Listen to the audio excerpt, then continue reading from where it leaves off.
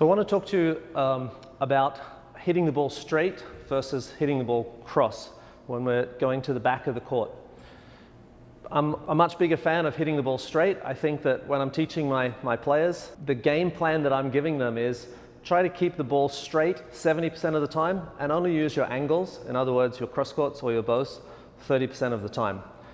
You need to have a lot of patience keeping the ball straight.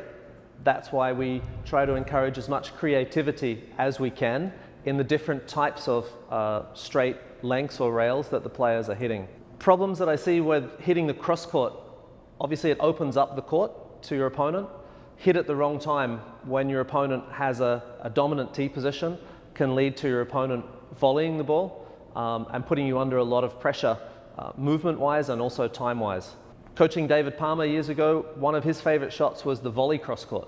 And he used that to great effect because what he did first was he got the ball straight, kept his opponent pinned in the two back corners, and by using a volley cross court, it allowed him to take the ball early, hitting the ball actually before his opponent had a chance to recover and set themselves back onto the tee. So in terms of cross courts, huge fan of a volley cross court. If you have particularly good awareness and attention to your opponent's tee position, then the cross court can come into play really effectively. When you feel that your opponent is creeping across and trying to shut you down on the wall, that's actually a really good time to play the cross court. And that could be played as a cross court lob, it could be with a reasonable amount of power, but just by feeling that your opponent is creeping over at that moment, that's a great time to play the cross court.